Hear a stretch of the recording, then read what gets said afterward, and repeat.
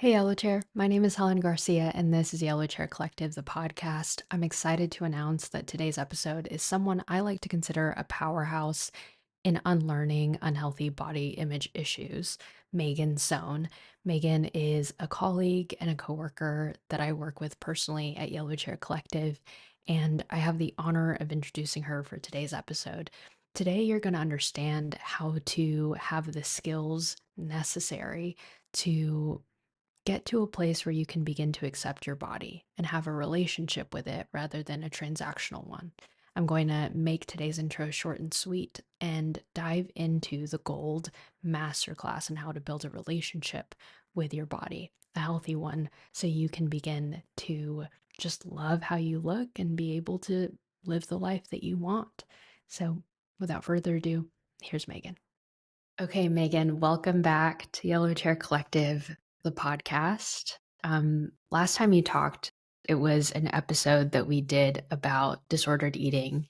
And I just kind of want to check in about, like, after that interview, what sort of things do you think we left unaddressed or wanted to talk about more? Yeah, good question. So I feel like last time when we were talking about disordered eating, we were really tying it to perfectionism Hmm. and a little bit of my own story. And maybe this time we can take a more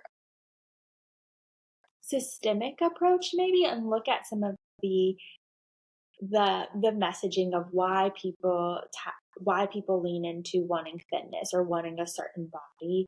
Um, that's not just like personality wise perfectionism, but even just thinking about like what's the messaging we get from our world around us about those things. Mm. Yeah, that's a really great point. Can I just share an observation that I Totally. made? Like, after I did an interview with you, I started to see the really negative ways that the women in my life started commenting about their bodies. Mm. Like, oh, I have to work out really hard tomorrow, or I hate how my hair looks compared to my fat face. It was like, I think that the way that we look at our bodies systemically, especially as like people who are minorities, is really, really hard. And I'm curious about, like, from a therapeutic standpoint, but also from an American standpoint, living in Los Angeles, like, how do you think that, well, actually you just moved to Orange County. So how do you see it play out in the system and in your work? I'm just out of curiosity. Yeah, really good question. I mean, I feel like it's everywhere. I think just in general, I feel like it's kind of a nasty combo of in our American context, but also I work with a lot of people who maybe, um, like I'm thinking of a couple of people who are identify as East Asian and Mm, moved to America and have like that Asian context. But I think in both places, there's such an importance placed on appearance. So I think that's one piece is the story is that how you look and how you fit into societal beauty standards matters a lot. wow. I Yeah. think that's like the first thing I want to emphasize is there's so much meaning attached to your appearance. Because imagine a world in which it didn't really matter that much what Mm, we looked like. There wasn't so much weight placed on. I hmm. don't think there would be quite so many struggles. But I think the first thing I want to touch on is just that people are taught to believe that how you look and how others perceive how you look is just so deeply important. And so you have that as the foundation. And then you get a lot of messaging about what you're supposed to look like. So appearance is Mm, important. And then here's how you're supposed to look. And that can be, for instance, having a thin body, or it can be having big eyes. And I think that's where you start to get in some of the hmm. intersections between its beauty standards, but they're really tied to things like racism and some of these other systems as well. And so I think it's this really nasty combo of your appearance matters a ton, and then here's this very narrow vision of what's an ideal body or an ideal appearance. Hope you fit into it, and if not, try really hard Mm, to, or spend your life feeling really miserable for not fitting in. yeah. I was recently reading the body keeps the score.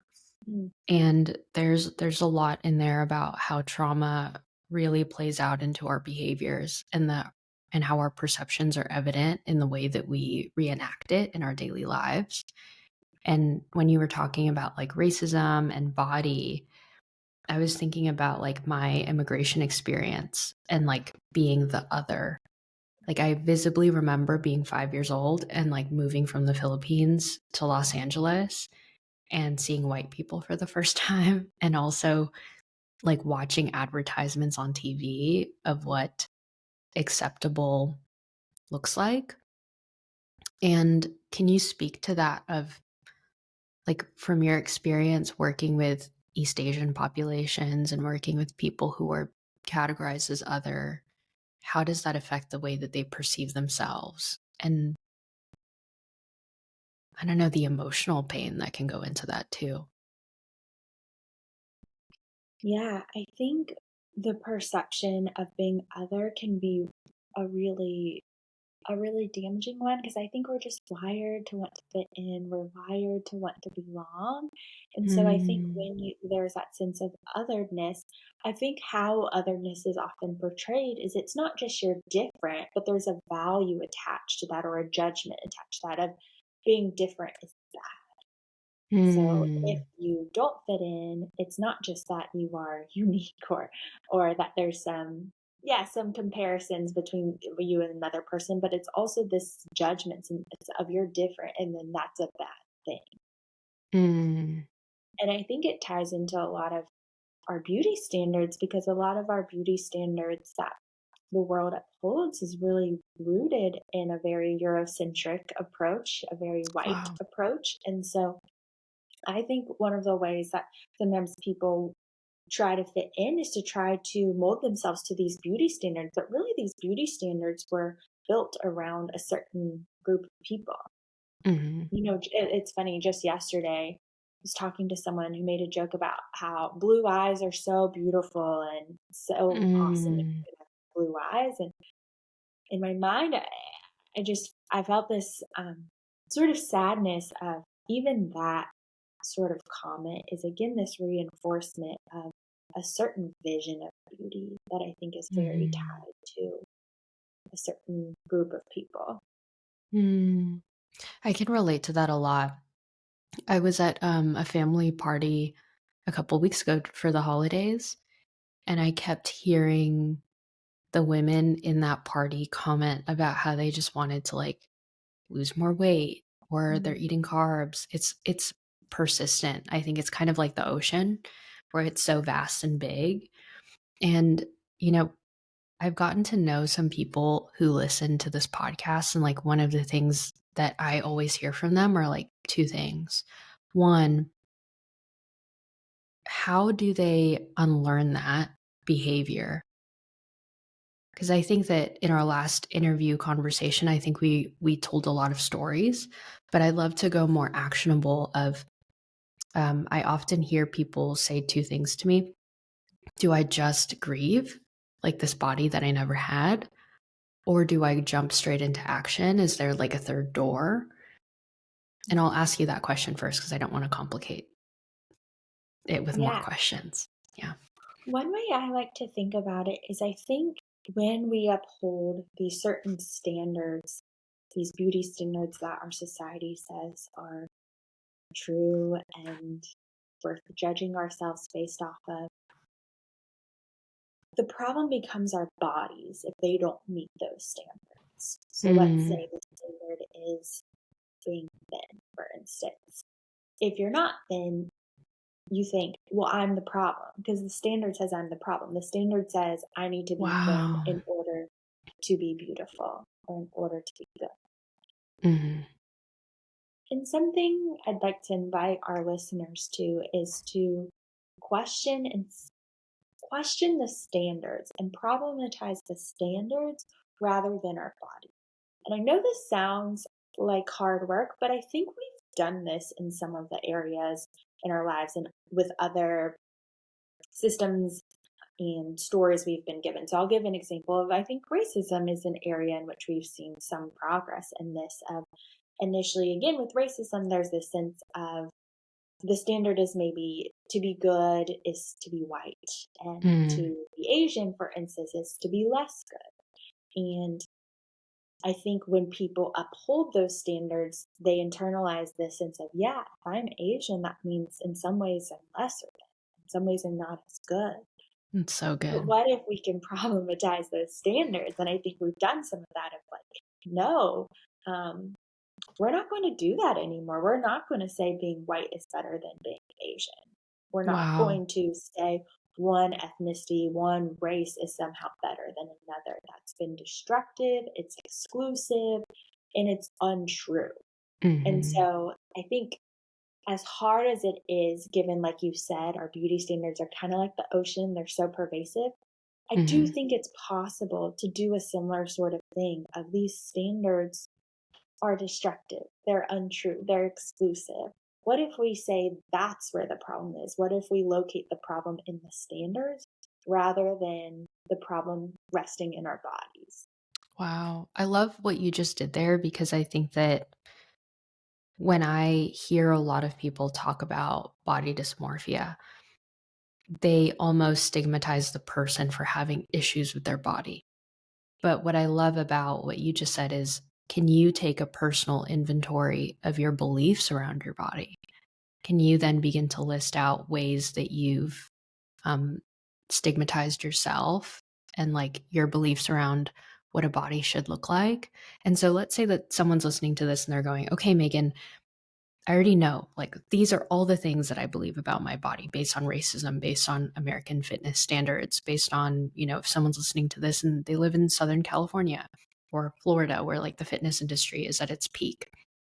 After they've done that, what should they do after?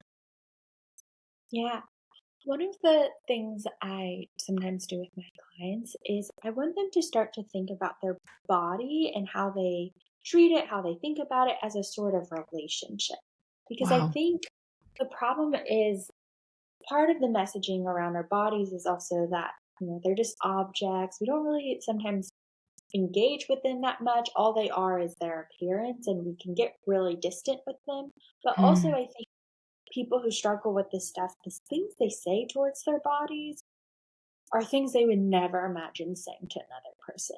And so I try to mm, get people into a little bit of a different mindset by thinking through what's your relationship with your body? Your body is this living thing. wow. What's the nature of the relationship? Is it sometimes an abusive relationship? Is it a Mm, very negative relationship? Is it a distrusting relationship? How would you describe this sort of relationship? And then what I like to have mm, them do is think through, well, what sort of relationship would you like to foster with your body? Maybe a more mhm, accepting one, maybe a more present one, maybe a more grateful one. And I think when you think through the lens of relationship, it also can clarify some of these actionable items you're talking about because we can have a sense for our other relationships in our lives, what it would look like to cultivate, say, mhm, a more accepting relationship is, for instance, to be okay with the other person as they are, to allow them to be without trying to change them. And so then we can just apply that to our bodies of, okay, if I want an accepting relationship with my body, maybe that looks like I let it be the way it is. Maybe I stop trying to change it right now. mhm, Maybe I just allow it to be. And I think it's sometimes looking at the ways that we approach our bodies as a sort of relationship can clarify essentially what we do next. mhm. I love that. Like, what if you treated your body like another relationship that you have? And what type of relationship do you have with your body? It brings like two questions to my head that Yeah. like people in my life have asked me, and I never really know how to answer this. They always ask me, like, okay, if I come to acceptance with my body, is it okay to still want to change it? Like, both of those things coexist? Or another question I've also gotten is like, what if I want to eat healthier? Or what if I want to get fit and make my body stronger or more thin? Is that also okay while also accepting it for what it is? What would you say to those questions? I never know how to answer them.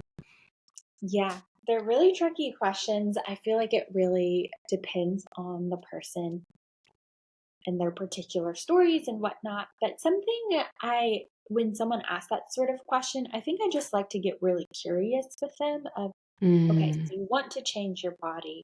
What's the motivation behind that? Why do you wow. want to change your body? Are you doing it because you think your body right now isn't okay and this is what would make it okay? Is it to get certain sort of approval? Is it actually coming from this place of I really want to honor my body and I think this change is what would honor the body? So just no judgment, but just what's behind it. And then also I think, what do you think it will bring? What will that change Mm, bring?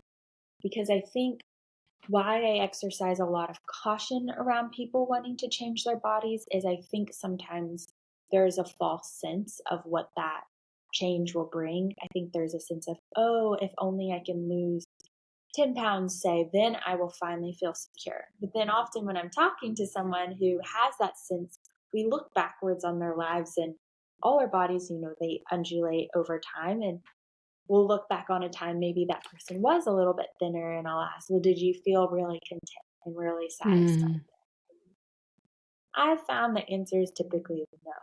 And so if it didn't bring that sort of satisfaction then, what's to say it'll bring it now?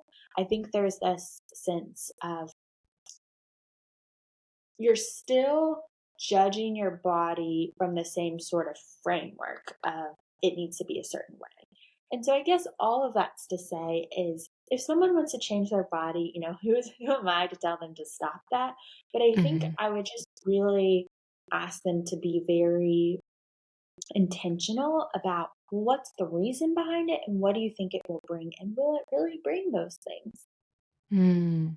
You said something that I want to be curious about. You said, are you doing it out of a place of insecurity, of wanting to change your body, or are you doing it to honor your body? How do you know from a personal standpoint and also like from a clinical standpoint that a person is truly just wanting to honor their body? Are there typical signs that you look for? It's a good question. I do want to caveat that with it's really hard sometimes to have just one motivation. Oftentimes, Yeah. I feel like as people, we're complex. There are different parts of us that kind of want different things. But Hmm. I think to give you maybe a little bit of my own sense of, am I doing this to honor my body or not? I think about kind of the sense of like, for instance, if I'm going to do yoga, what's the reason why? I think there's a sense of, okay, if I do yoga, that's like a way for me to connect with my body, to get grounded in my body, to kind of soothe my mind. And there's a sense of, Mm, oh, like what a nurturing thing for my body. It feels like it mm, really is like a connective experience with my body, a way to practice gratitude.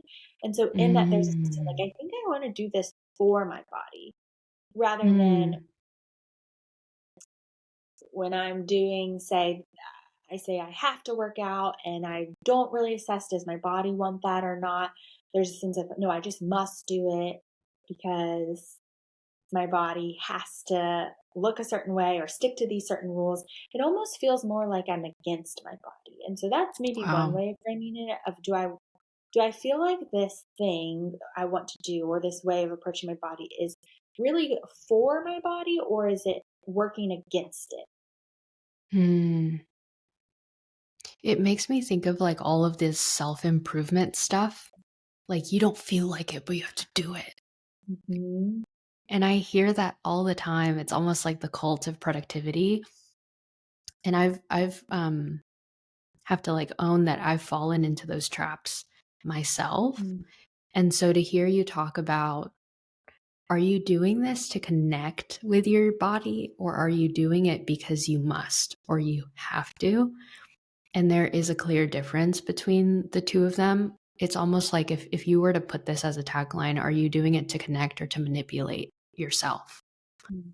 Yeah. And can you speak to that? Like, because I think that you just brought up something that's really key for a lot of people of I have to do this because society told me I had to work out every day or I have to work out 3 to 4 times a week or, you know, when does the productivity, the discipline start to become unhealthy for people? Mm. Yeah. I think it becomes unhealthy when there's a few things. So one is when there's such a rigidity about it, of the sense of there's no Mm, flexibility. I wow. set these rules, whether it's rules in my eating or rules in my exercise, and they cannot be changed at all. So Wow. even if I say felt really sick, I still got to go to the gym. I think Wow. that level of rigidity is a sign that maybe it's not quite so healthy. But then I think the Mhm. other piece is how much you tie your sense of self, your worth, to whether or not you uphold these rules. Of, oh, if I Mhm. break these rules, do I feel so awful about myself? Do I feel like Mhm. I've messed everything up? These really big statements that come from the sense of I'm tying all of who I am to these rules and these expectations, rather than maybe you do have some general guidelines, things that you try to go by. I try generally to work out 3 times a week or whatever you want that to be. Mhm. If I don't, that's okay. It Wow. doesn't need to That's mean good. anything about me. Um, and so I think those are the two things, rigidity, and then how much do you tie yourself to those rules? Mm. Yeah, like, I think one thing that you said too is, are you placing that as part of your identity or a detriment to your identity or your character? Like, when the and please correct me if I'm wrong, but when you're attaching the act to your worth as a person, that's when it starts to get unhealthy. Yeah. Okay. Yeah. Yeah. And I see Yeah. that sometimes of the people where it's really interconnected. If you say slip up just a little, so maybe you have a rule of I don't eat after 8 p.m. and Mhm. then you end up eating at 8:05, there's a sense of, oh, I've messed everything up. I feel awful. I feel horrible. There's this sense of it goes beyond just a rule to this is in some way an indictment on myself as a person. Mm. The work that you do is such a sensitive thing because you work with Asian American experience and with like body sensitive issues. So, how do you bring this up to people when you're doing this in your work? Specifically, like, is your approach allowing the client to fill in the blanks of their experience and having a more curious approach? Or is it a balance of calling things out as you see them and like sharing the truth of what they're sharing with you? Because I've also gotten the question, this is like part two of my question of like someone in my life is going through a lot of like body dysmorphia and a lot of I think at one point someone came up to me in an event and was talking about how someone they love is like bulimic and like has a lot of like hurt and pain around a loved one. And so how would you like confront a client based on your experience, or if someone that you love is going through that journey, like how would you bring up the topic in love? That's a good question. I think to bring it up in love is to not be another voice that says just don't do that or you shouldn't be doing Oh, that. that's Because a I'm big one. sure people struggling with this stuff are already, like we've been talking about, have a lot of shoulds, a lot of expectations, a lot of things they feel like they ought to be and do. And so I think my approach would maybe be to approach it with curiosity. Maybe you can Mm, share something you've noticed, if it's, say, a friend or whatnot, something you've noticed, or even for me with a client, something I've noticed, and then just ask them a little bit more about their experience. Like, what has that been like for you? How mm, is this going for you? How are you doing? I would also maybe suggest asking what sort of role they'd want from you rather than assuming, okay, I see you're struggling. Let me be the person who helps you. Just a sense of maybe even asking the question of, can I support you in this? Would it be helpful? What would that look like?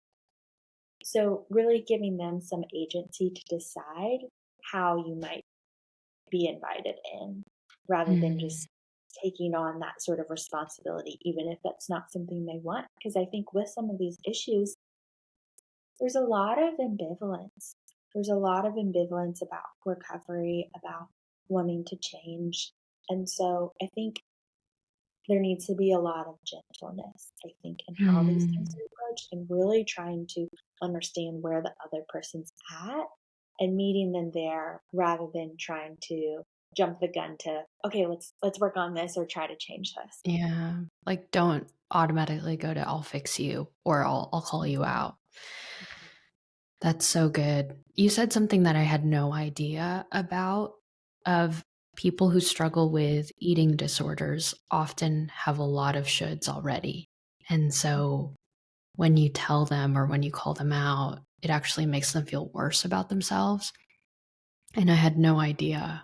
And I'm really thankful because I think that I think how you approach the question too was try to understand the psychology of that person and never assume. Like, what does that person actually need from you?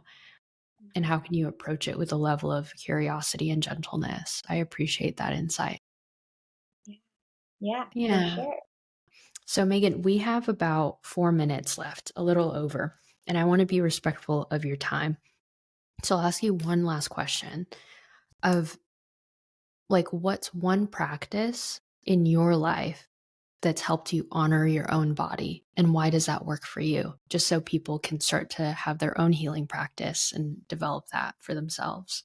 This is such a to me, it feels a little bit like a basic response, and we've already talked about it some, but I Yeah. really feel like yoga has been so good for me because I think I live up in my head a lot and just Wow. think about things a lot and often up there in my brain.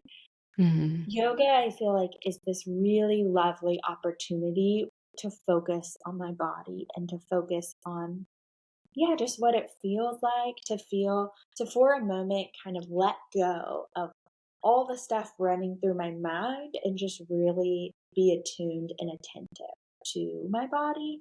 And it feels like it's this almost like this nurturing treat for my body because Wow. often it feels really good too. I often lean towards more gentle, more relaxing yoga. So whether it's just stretching my body or breathing into different parts of my body, it feels like this thing I'm giving for my body. And even that, I think, communicates this idea that, yeah, my body is important. My body is good. My body is deserving of loving things or uh, joyful things or restful things. And so I think yoga is has just been a really, really lovely way for me to feel more connected to my body and to appreciate my body. Wow.